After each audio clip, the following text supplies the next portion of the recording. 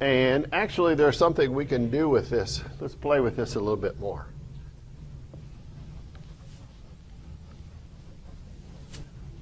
Oftentimes, we are interested in the sign of DRDP, whether it's 0, positive, or negative. The firm would like to know this. If it raises price, what will happen to revenue? Will total revenue go up? Or total revenue stay the same? Will total revenue go down? That would be a nice thing to know. The answer to this question about what the sign of DRDP is depends on the price elasticity of demand. And let's show that. We have this expression for DRDP. DRDP is equal to Q plus P times dQdP. Now, this expression here is very close to what?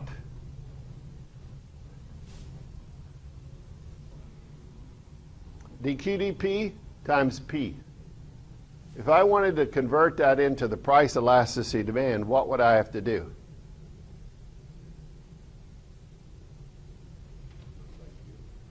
Just divide by, not P, Q. So I can do this. I can divide by Q so long as I put another Q up here in the numerator. Because Q over Q is just 1. Okay, so as long I can put a Q down here as long as I put another one up here in the numerator. Then this expression right here becomes Q plus E, the price elasticity demand of Q with respect to P times Q. And now I can factor out my Q and rewrite this expression as Q times 1 plus the price elasticity demand. So this formula is actually quite useful in microeconomics. If you know what the price elasticity demand is, you can figure out whether DRDP is positive, 0, or negative. For example, suppose the price elasticity of demand is exactly -1. Then what is the sign of DRDP?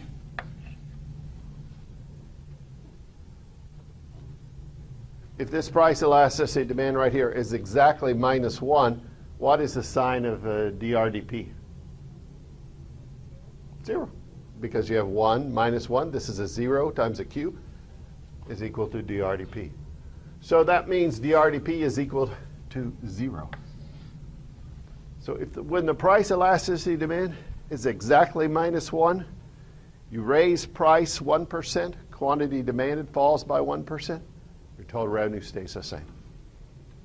But suppose the price elasticity demand is greater than -1.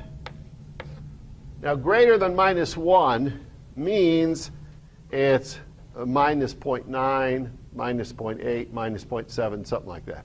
Algebraically, greater than -1 means it's a smaller negative number. In that case, what will the sign of DRDP be? If this were, say, minus 0.9, yeah, 1 minus 0.9 is 0.1, so it would be positive.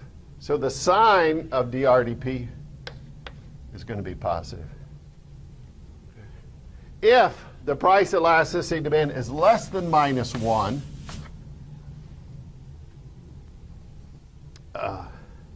then that means it's -2, -3, etc. Then what will the sign of DRDP be? Negative. Because if this were a -2 here, you'd have 1 minus 2 be -1. So in fact, if it's less than -1, that means DRDP is negative. Okay.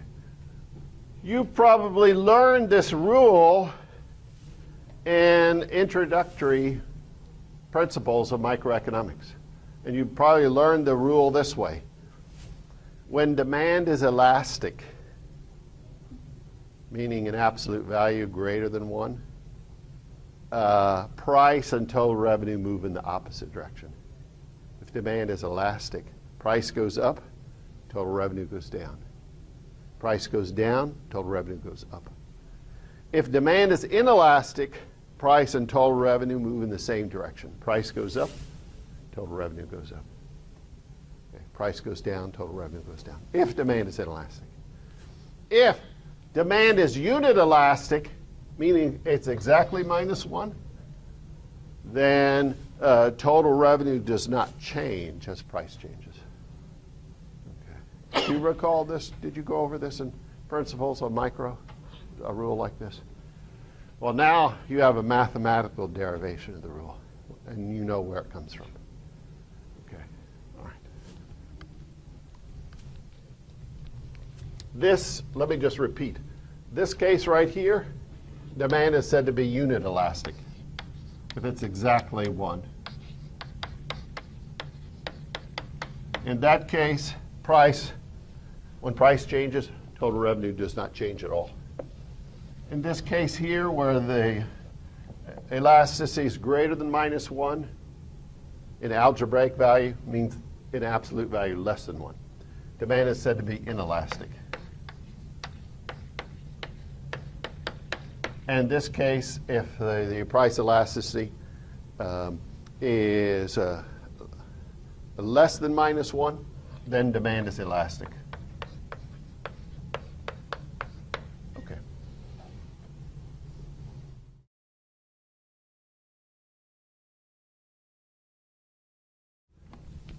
Suppose output is a function of K and L. And let this be an aggregate production function for an economy. An economy's aggregate output depends on how much capital is used, how much labor is used. And we're going to study economic growth. We're going to study how output changes over time. So over time, the capital stock will change. People will save. The savings will go into investment. It'll cause the capital stock to change over time. So let's just let this function be K of T. This expression right here, instead of calling it F of T or G of T or H of T, let's just call it K of T. And it's understood capital here is a function of time. And we'll do the same thing for labor. Labor force will be a function of time. Perhaps just because of population growth over time, the labor force will grow. Okay. The labor force could also grow if more people decide to work, if there's an increase in labor force participation. But as a simple explanation, you could just think of this as due to population growth. Population grows over time. Question? Why use okay. It's just a notation that is kind of convenient and is often used. It would be all right, David.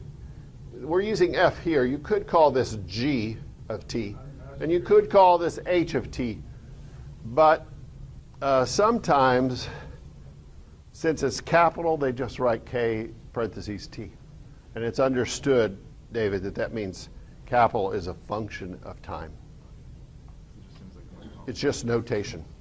Actually, it's kind of simplifying notation in a way, because if we use K equals G of T, then you have to think, oh, K and G are really the same thing.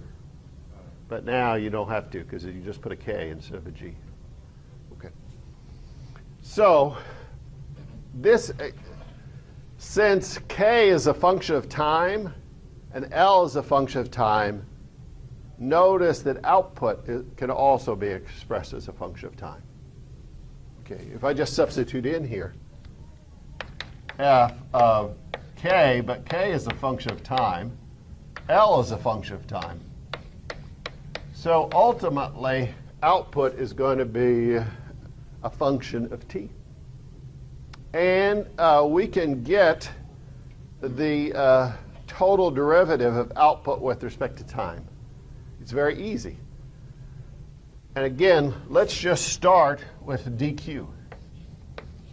And since you all know this by now, a dq is just partial q, partial t, partial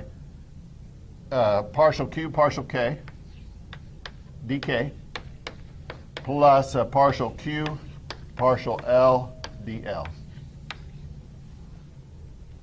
So we'll just start with that. Notice q is a function of k and L. In this case, Diana, notice t doesn't appear in the f function. So in this case, there'll be just two indirect effects of time on output. So in order to get dq dt, all we have to do is very simply divide both sides of this expression by dt.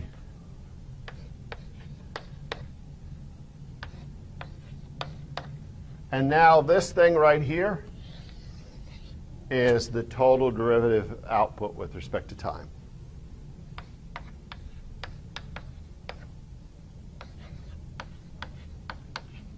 I'll just say total derivative. It's obvious it's a total derivative of q with respect to t, because dq is in the numerator, dt is down here. That's the total derivative. And these are two indirect effects. Now you got two indirect effects. Both of these are indirect effects of time on output. This one shows the effect of time on k, and in turn the effect of k on q. This indirect effect shows the effect of t on L and the effect of L on q. So both of these are indirect effects.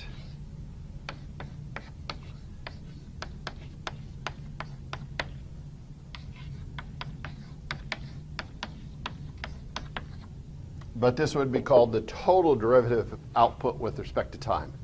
There's two components. As time changes, k changes and L changes. So you're going to have two indirect effects of t on q. Okay. All right.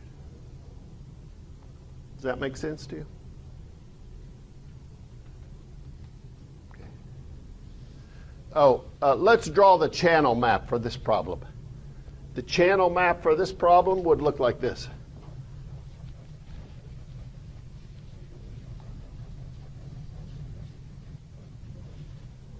Here, our ultimate disturbance is t. When t changes, that causes k to change. Capital accumulates over time because of savings and then investment. And when k changes, that affects q. So that's one indirect effect. The other indirect effect is this. As t changes, L changes. As L changes, Q changes. So in this particular model, you have two indirect effects of time on output, but no direct effect. Yes? How would it change if t was in the function? Oh, in the f function? Yes. Very good. That's an excellent question, Jessica. Let's do that. That will be a different model. But it actually is a model that is commonly used. So let's look at that. So now let's just replace it with this. Q is a function of t, comma k, comma L. Now t is in this f function. Again, it's obvious that Q could be expressed as a function of time because you've got t in here, then you've got k, but k itself is a function of time, and L is a function of time. Now, if you want the total derivative of Q with respect to time, I would suggest you do it this way. Start off with the total differential, dq.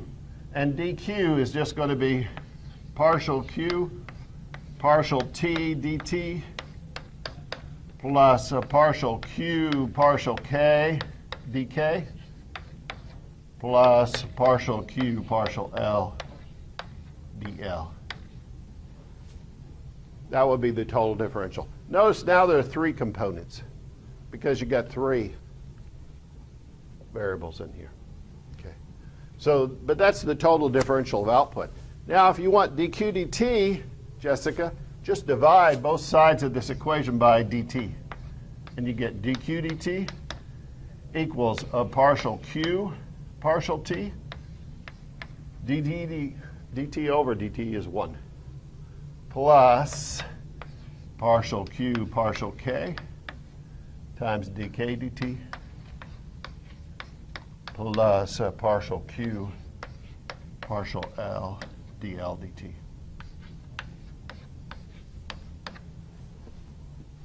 Okay. Now, this term right here, Jessica, is the direct effect. This is the indirect effect, same one we had before. And this is the indirect effect, too.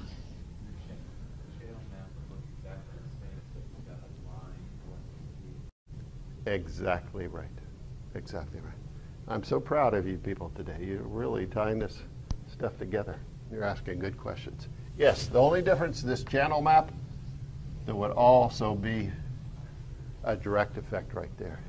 So this would be the direct effect. This would be an indirect effect.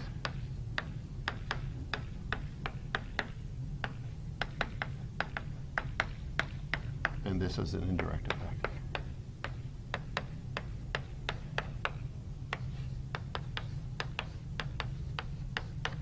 And by the way, this model right here, Jessica, is a model that was used by Robert Solow in his study of economic growth in the U.S. I think he wrote this paper in 57, something, a study of economic growth in the U.S.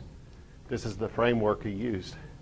And now time represented the state of technology. Over time, firms use better technology.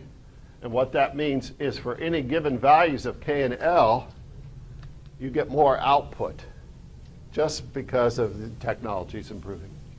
Over time, K increases and L increases. And so Solow used this type of model as a framework for studying economic growth in the U.S. And his work was very influential. And that's in large part why he won the Nobel Prize in economics, 15, 20 years ago, is by using a model just like this to study the determinants of economic growth. He not only had a theoretical model, but then he empirically estimated it using data and won the Nobel Prize. He used a model just like this.